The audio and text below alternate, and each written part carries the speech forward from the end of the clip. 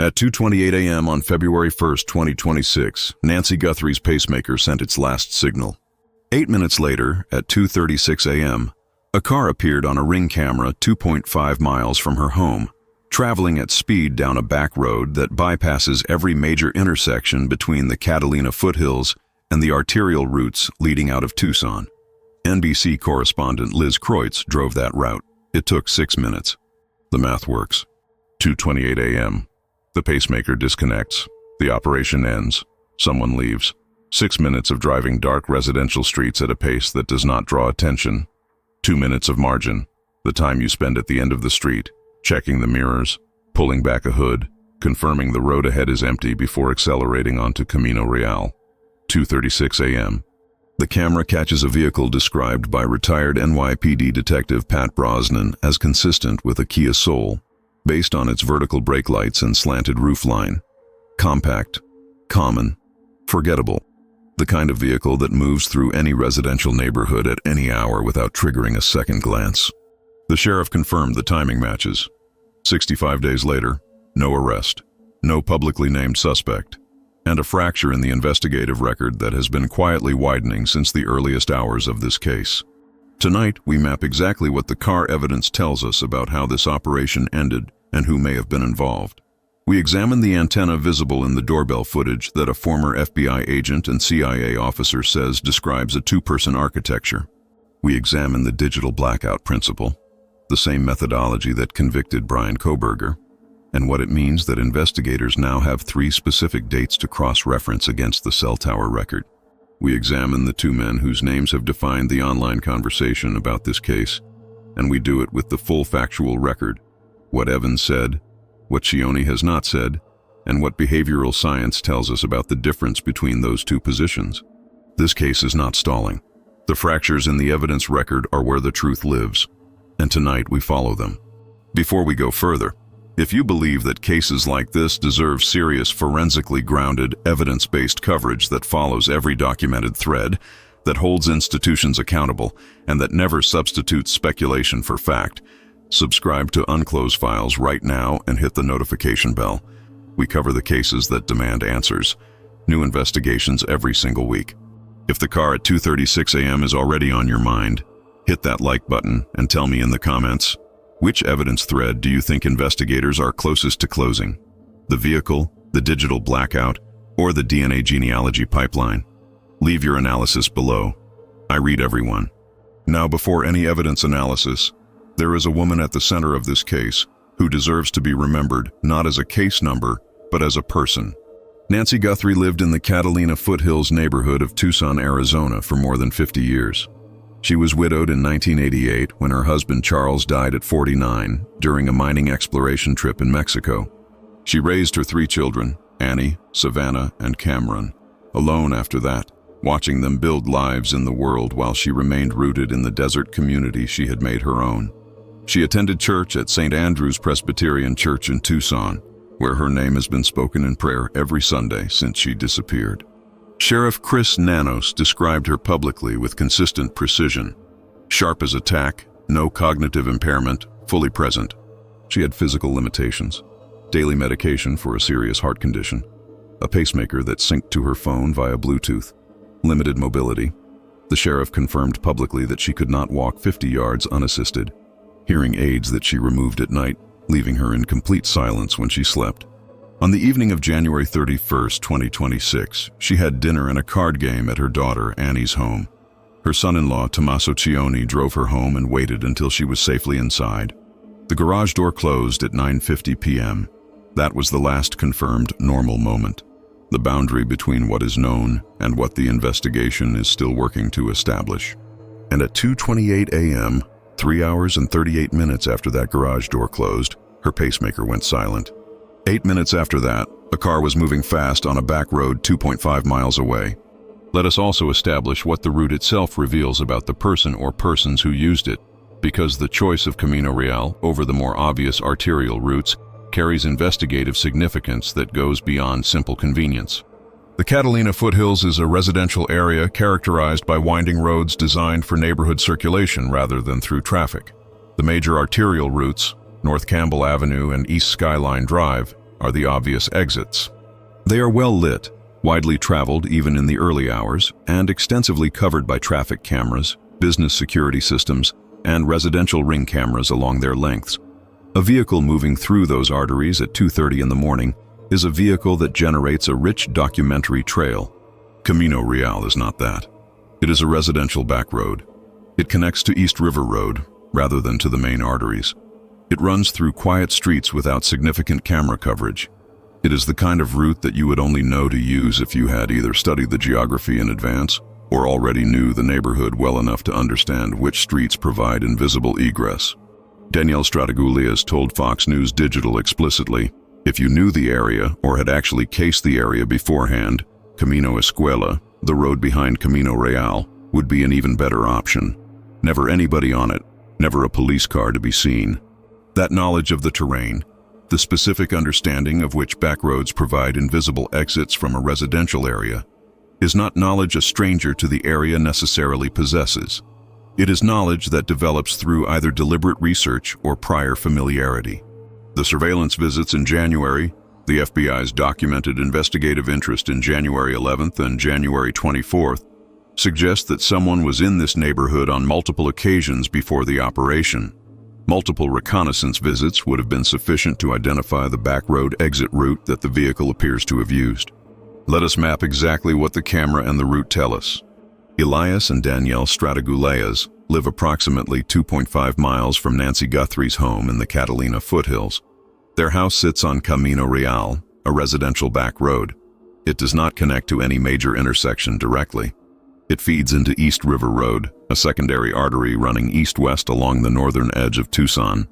Danielle Stratigouleas told Fox News Digital that Camino Real is a back road out of the neighborhood, one that bypasses the main intersections that arterial traffic uses. She noted that the road behind it, Camino Escuela, is even more obscure. Never anybody on it and never a police car to be seen. Their street-facing ring camera recorded 12 vehicles passing between midnight and 6 a.m. on February 1st. One of those vehicles appeared at 2:36 a.m., and it was moving at speed. Retired NYPD Detective Pat Brosnan reviewed the footage for Fox News Digital.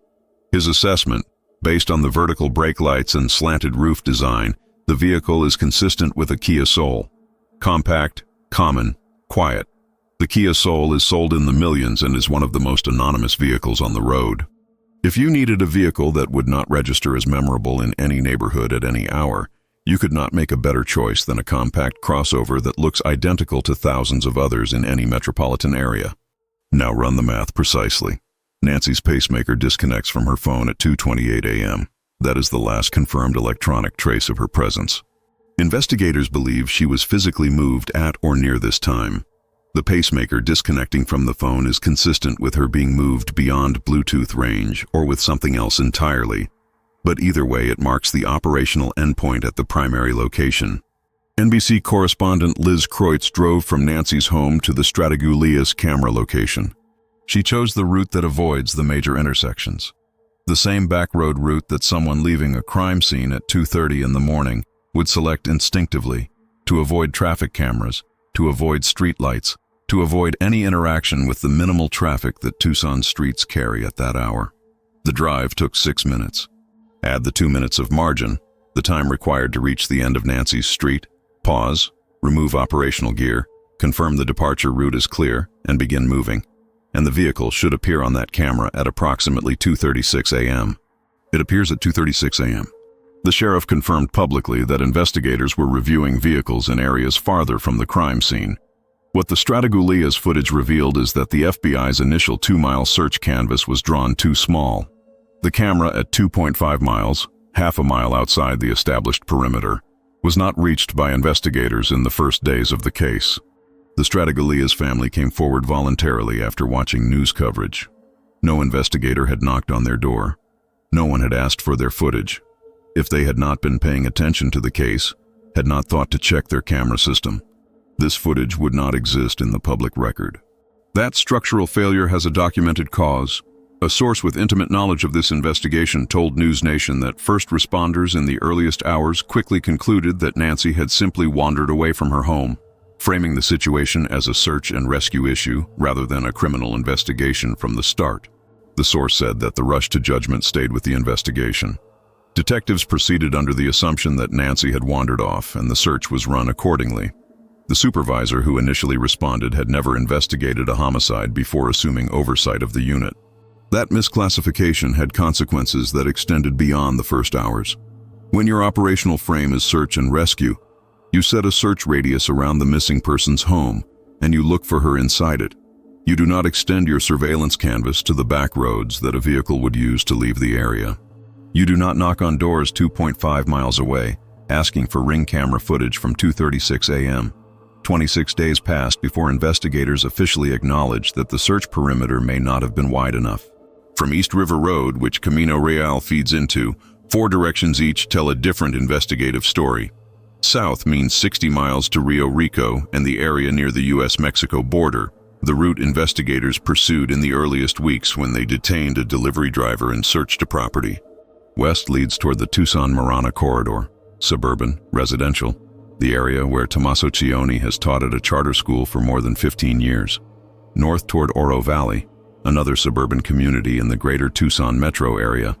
East into open desert, sparse residential density, washes and trailheads, the kind of terrain where a person or an object could remain undiscovered for months. Former Nassau County Lieutenant Michael Gould assessed publicly, based on his professional experience with missing persons cases, that Nancy's body will likely be found within 2 to 5 miles of her home. 2 to 5 miles. The Stratigouleas camera sits at 2.5 miles. The glove was found at approximately 2 miles. The geographic circle of physical evidence is tightening around the same radius, and a vehicle that appears at 2.5 miles 8 minutes after the pacemaker went dark is a vehicle that was either in or very near that radius when the operation concluded. The Stratigouleas camera is now in the investigative record. The vehicle on it is being analyzed. What investigators are working to establish is whether that specific vehicle, compact, fast-moving, consistent with a Kia Soul, traveling a back road that bypasses major intersections 8 minutes after Nancy's pacemaker went dark, connects to any person or location in the broader evidence picture. Now let us examine the element of the doorbell footage that has received less analytical attention than the tattoo or the backpack, but that may describe the most operationally significant aspect of how this crime was executed. Former FBI agent and CIA officer Tracy Walder analyzed the doorbell footage on the Brian Enton Investigates podcast and identified what appears to be an antenna protruding from the suspect's jacket. 2 possibilities: a walkie-talkie or a signal jammer.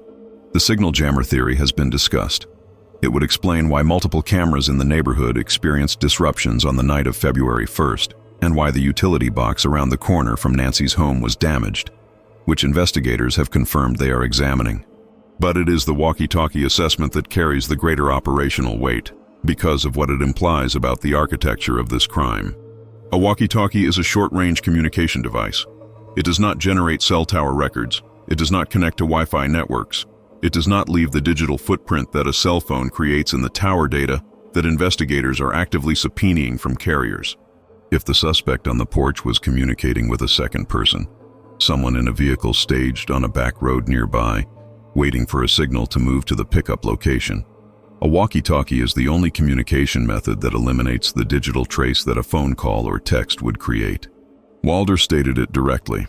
A getaway vehicle is going to be critical in this case if there is someone else that helped. That would be a way you would not want to use a cell phone to communicate with someone to bring a car to a certain location. Before we assemble that framework against the timeline, let us examine what the 2-person architecture means practically for the kind of operation this appears to have been, because understanding the logistics narrows the profile of who could have executed it. Nancy Guthrie could not walk 50 yards unassisted. That is a confirmed physical fact, stated publicly by Sheriff Nanos from the first press conference. She had a pacemaker and managed significant mobility limitations. Moving a person in that condition, from a bedroom, through a house, and out a front door to a waiting vehicle, in the middle of the night, in silence, in a way that did not produce screaming or commotion that woke the neighborhood, is physically demanding. A single person carrying an immobile adult while simultaneously managing a front door, navigating a porch in the dark, and maintaining the controlled pace that the blood pattern indicates is facing serious practical constraints. The blood pattern, Vertical, undisturbed drip stains consistent with someone being carried slowly is not consistent with a rapid, panicked extraction. It is consistent with someone moving deliberately, under control, without rushing. That level of physical control while carrying another person suggests either extraordinary physical capability or the assistance of a second person who could manage doors, monitor the surroundings, or distribute the physical load. Former FBI agent Maureen O'Connell stated her professional assessment. She believes Nancy was wrapped in something and carried out by more than one person, based on the blood distribution and the absence of void patterns that would indicate someone walking through their own blood trail. A retired Pima County homicide detective cited by Parade assessed that 2 to 4 people may have been involved in the logistics of this crime.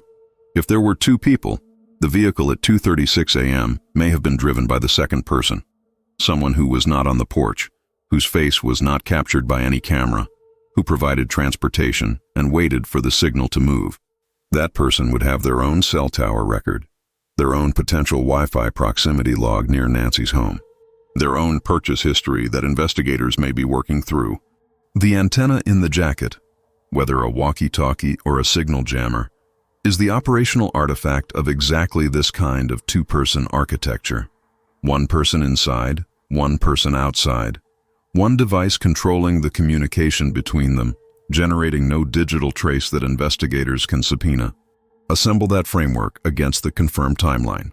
2:28 a.m. The pacemaker disconnects. The signal goes out. The car moves from its staged position on a back road. 2:36 a.m. The vehicle is 2.5 miles away and accelerating toward East River Road and the routes leading out of the Catalina foothills. The 8-minute window between the pacemaker going dark and the camera catching the vehicle is exactly what you would expect if someone at the primary location signaled a waiting driver at the moment the operation concluded.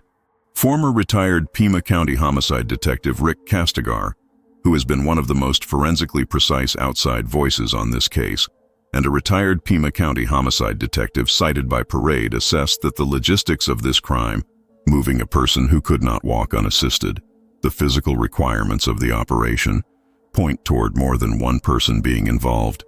Former FBI agent Maureen O'Connell stated that in her assessment, Nancy was likely wrapped and carried out by more than 1 person, based on the blood pattern and the absence of drag evidence.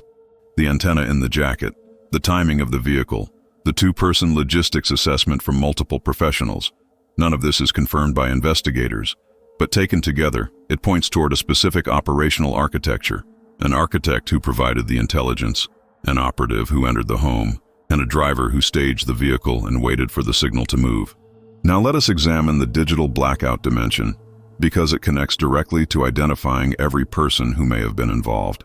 Brian Kohberger turned off his phone before driving to the victim's house in Moscow, Idaho. He believed eliminating the cell signal would eliminate the trail. What he did not understand was the inverse principle.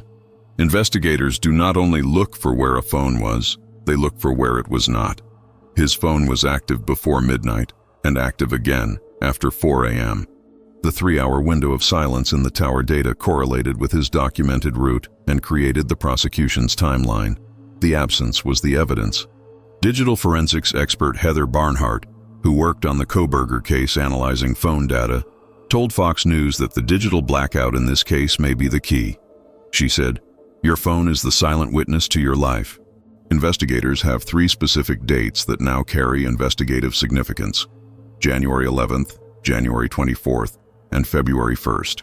The FBI asked neighbors to submit footage from January 11th and January 24th as dates of specific interest, dates connected to what appears to be pre-crime surveillance activity near Nancy's home.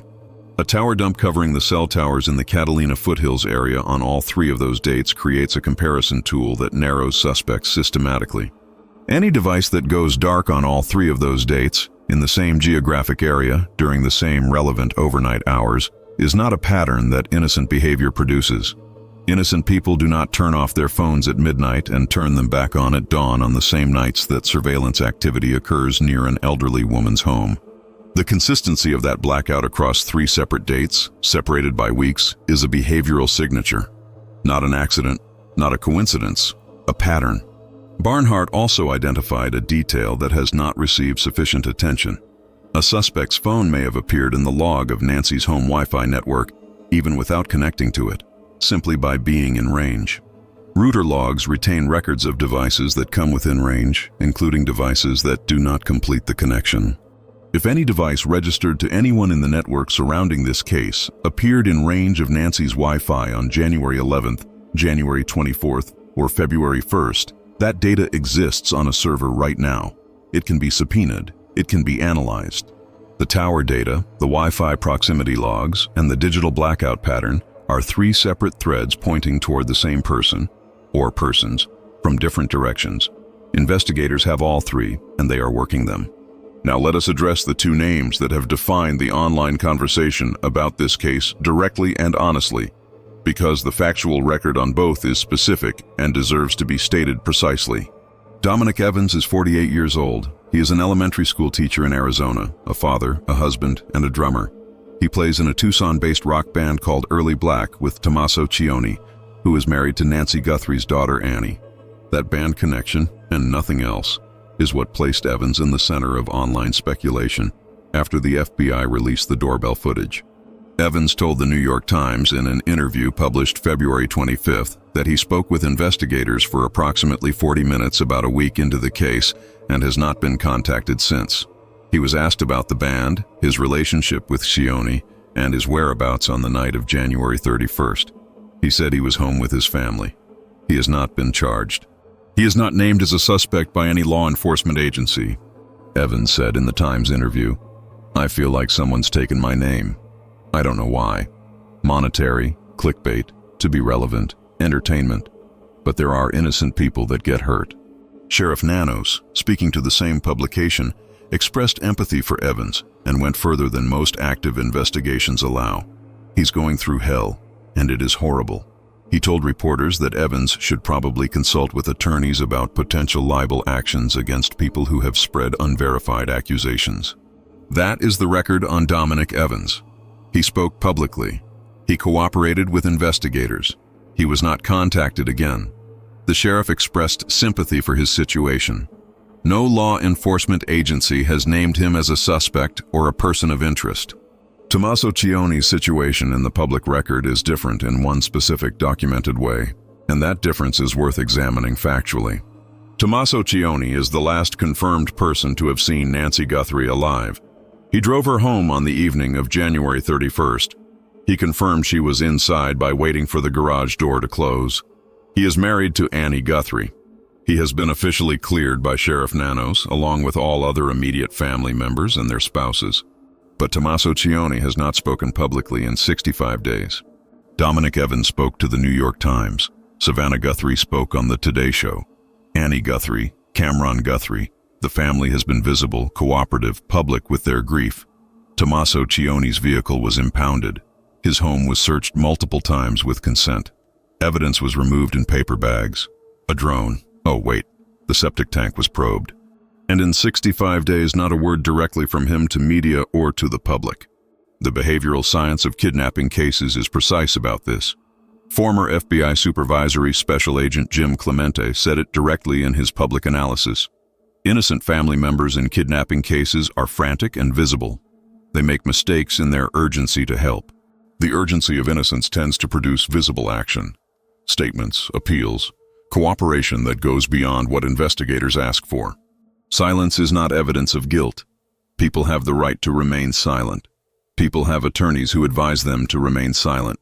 In a high-profile investigation with national media attention, strategic silence on the advice of counsel is a rational choice regardless of what you know or do not know. That is the factual framework within which Tommaso Cioni's silence must be understood. But behavioral science is also precise about what sustained silence under extreme social and investigative pressure indicates about a person's risk calculation. Someone who speaks publicly has calculated that speaking helps their position. Someone who remains completely silent across 65 days has calculated that every word is a liability. Both calculations can be made by an innocent person on the advice of counsel, and both can be made by someone with something to protect. The silence alone tells investigators nothing definitive. What it does is distinguish his behavioral response from every other person in Nancy Guthrie's immediate circle who has been willing to speak. Let us also address the blood at the threshold directly, because it connects the vehicle evidence to the question of how this operation ended and what its original intent actually was. Blood was found on Nancy Guthrie's front porch and near the entry to her home. DNA testing confirmed it belongs to her. No blood was confirmed inside the bedroom, in the hallway, across the interior spaces of the home. The blood appears at the threshold, at the point of entry and exit, not at the point of origin. CNN Chief Law Enforcement and Intelligence Analyst John Miller, a former Deputy Commissioner for Intelligence and Counterterrorism at the NYPD, analyzed this detail and made the statement that has shaped the understanding of this case for serious observers since he said it. He said, "Whatever type of crime this started as, things began to go wrong very quickly." He was not describing the investigation. He was describing what happened at that door. The blood at the threshold is the forensic record of a situation that escalated at the moment of contact. Something happened in the space between the camera being covered at 1:47 a.m. and the pacemaker going dark at 2:28 a.m. that involved Nancy bleeding before she was moved. Whatever the plan was, whatever brought someone to her door on that night, armed, masked, and prepared, it encountered something at the moment of contact that it did not anticipate. And the 41 minutes that followed were the consequences of that encounter. Former FBI agent Johnny Grusing offered a specific scenario for how the threshold confrontation could have occurred. He raised the possibility that the suspect may have been at the door, knocking or pressing the doorbell while covering the camera with the lens obscured, trying to get Nancy to open the door. If she heard something at her door in the early hours and opened it, possibly because she could not see clearly who was there, possibly because the person said something that made her feel it was safe to open, the confrontation would have happened at the threshold, not inside the bedroom, at the door itself. The ransom notes, which were sent to media outlets rather than to the family directly and which provided no contact mechanism for response, have been analyzed by multiple professionals as inconsistent with a genuine financial kidnapping operation. CNN's Miller described them as a one-way conversation. Former FBI agent Johnny Grusing concluded the kidnap for ransom theory does not add up because the alleged kidnappers never reached out directly to the family. The Bitcoin wallet in the ransom demand has never recorded a single transaction. If the ransom notes were not a genuine demand, the vehicle at 2:36 a.m. was not a getaway vehicle in a ransom kidnapping. It was something else. A vehicle that left a scene where something went wrong. A vehicle carrying the consequences of a plan that encountered something it did not account for at a front door in the Catalina foothills at approximately 2 a.m. That vehicle was on Camino Real at 2:36 a.m. Its brake lights are documented. Its roofline is documented. Retired NYPD detective Pat Brosnan looked at it and said, "Kia Soul." Investigators are working to identify it definitively. The investigation is active. No suspect has been publicly named. The DNA is in the genealogy pipeline. The cell tower data is being analyzed. The vehicle at 2:36 a.m. is being examined. The tattoo is running through federal booking databases. And the case is moving, not stalling, fracturing, in the sense that the fractures between the official narrative and the evidence record are becoming more visible. And it is in those fractures that the truth has been waiting since February 1st. Nancy Guthrie was a woman of faith who went to dinner with her family on a Saturday evening, said her goodnights, and went home to the house she had lived in for 50 years. She removed her hearing aids and went to sleep in the silence she had slept in her whole life. And in the 41 minutes between 1:47 a.m. and 2:28 a.m., something happened that the evidence has been quietly describing ever since. She has been missing for 65 days. No arrest, no publicly named suspect. The tip line is 1-800-CALL-FBI. Submit tips at tips.fbi.gov. The Pima County Sheriff's Department tip line is 520-351-4900. The family reward stands at $1 million, payable anonymously. The FBI reward is $100,000. If you were in the Catalina foothills area on the night of January 31st or the early hours of February 1st, if you saw a vehicle on Camino Real or on the surrounding back roads, if you noticed something in your camera footage that you have not yet submitted, if you know someone whose behavior changed dramatically in early February, please make that call. You do not have to give your name. The reward is real, and every detail, however small it seems, may be what finally tells this family the truth they have been denied. If this investigation reached you, if it brought the evidence into focus in a way that stays with you, subscribe to Unclosed Files. Hit the notification bell. We follow every thread on this case and on every case that still demands answers. New documentary investigations every single week. We do not look away. This documentary was produced for informational and educational purposes only, based entirely on publicly available sources including verified reporting from Fox News Digital, News Nation, NBC News, The New York Times, Parade, Men's Journal, and on-the-record statements from named credentialed professionals. No individual has been charged in connection with this case. Dominic Evans is not a suspect and has been confirmed by investigators to have cooperated fully. Tommaso Cioni and the entire Guthrie family have been officially cleared as possible suspects by the Pima County Sheriff's Department. All investigative questions raised in this video are based on documented facts, not speculation. This channel has no affiliation with the Guthrie family, the Pima County Sheriff's Department, the FBI, or any law enforcement agency. Nancy Guthrie deserves to come home. Her family deserves answers. And the car at 2:36 a.m. on a back road in the Catalina foothills deserves to reach the driveway it came from. There is a final element of this case that deserves direct examination, because it speaks to the institutional context within which all of these evidence threads are being pursued, and what that context means for the pace and quality of the investigation. The Pima County Sheriff's Department is the lead agency on this case. It is also, as of this recording, facing the most serious institutional crisis in its recent history. A unanimous no-confidence vote from the union representing more than 300 deputies. A former U.S. Surgeon General and former Pima County Sheriff, Dr. Richard Carmona, publicly stating that the crime scene was corrupted and that you cannot reconstitute a crime scene once it has been compromised. A deputy from the department arrested on kidnapping charges while this investigation is active. The Board of Supervisors voting unanimously to compel the current sheriff to answer questions under oath through a territorial-era law that could enable his removal. A source with intimate knowledge of this investigation told News Nation that the case currently has no direct suspect, and described the suspect as either extraordinarily lucky or more cunning than most cases have seen. The same source told News Nation that the first responders' misclassification of the scene in the earliest hours, treating it as a search and rescue rather than a criminal investigation, had consequences that extended through the entire first phase of the inquiry. Former FBI agent Maureen O'Connell, in her public commentary, stated directly, "Removing nanos from office would not affect the continuity of this investigation. The FBI's dedicated task force, the federal resources, the DNA pipeline, the digital forensics requests to Google and Apple, these continue operating regardless of what happens to the county sheriff. The investigation does not live or die on one man's credibility. But understanding the institutional context matters for understanding the pace of what the public has seen. The fractures between the official narrative and the evidence record have been widening, because the institution responsible for managing that narrative has been managing an internal crisis simultaneously. The sheriff, who is the public face of this investigation, has spent weeks managing a recall effort, a no-confidence vote, sworn testimony proceedings, and revelations about his disciplinary history, while Nancy Guthrie remains missing and the evidence continues to accumulate. The car is on camera. The walkie-talkie or signal jammer is documented in the footage. The digital blackout principle is established methodology. The DNA is in the genealogy pipeline.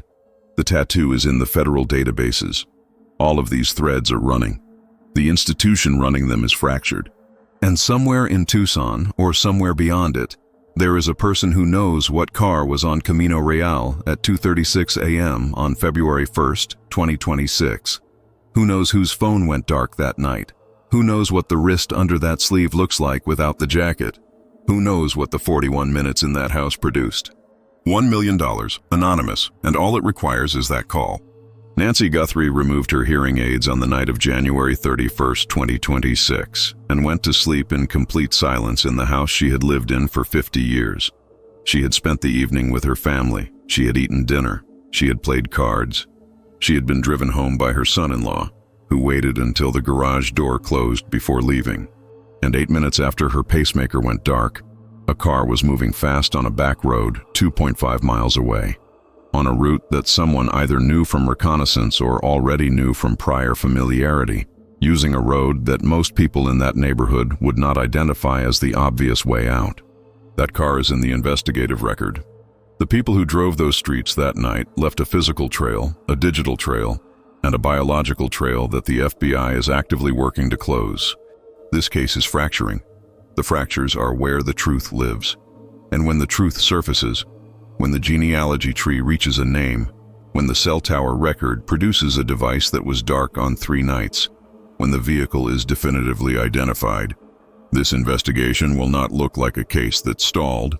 It will look like a case that was quietly closing from multiple directions at once. Nancy Guthrie deserves that answer. Her family has waited 65 days. They should not wait a day longer than they have to. The investigation also faces one more documented contradiction that the public record has not fully absorbed. The Pima County Sheriff's Department issued a statement contradicting reports from multiple major news networks about whether the suspect had visited Nancy's home before the night she was taken. That contradiction, between what investigators said publicly and what network sources had reported about a prior visit, is not a minor discrepancy. If the suspect visited the property before February 1st without the backpack or holster visible in the primary footage, as sources told CNN and Fox News, then either those sources were wrong or the sheriff's public statement was designed to protect an active investigative line. Either possibility has consequences for understanding what the investigation actually knows. The doorbell footage appears to show the suspect on 2 separate dates, according to sources who spoke to CNN. One image with the backpack and holster, one without. FBI Director Kash Patel's public release of the image believed to be from a different date reportedly surprised local and federal investigators on the ground who had wanted to keep that detail confidential. The surprise factor, federal investigators being caught off guard by a public release from their own director, is itself a signal of the internal coordination problems that have complicated this investigation. Every fracture in the official account is a place where the truth is trying to surface. The car at 2:36 a.m. on Camino Real, the antenna in the jacket, the 3 dates of digital blackout, the vehicle identified by Pat Brosnan's professional eye. These are not theories. They are documented facts from named credentialed sources. They are the pieces of a picture that the investigation is assembling from multiple directions simultaneously. When the picture is complete, it will show us exactly what happened. It will show us who was in that neighborhood, who was driving that back road, who was waiting for the signal, and what they did with Nancy Guthrie in the 41 minutes that changed everything.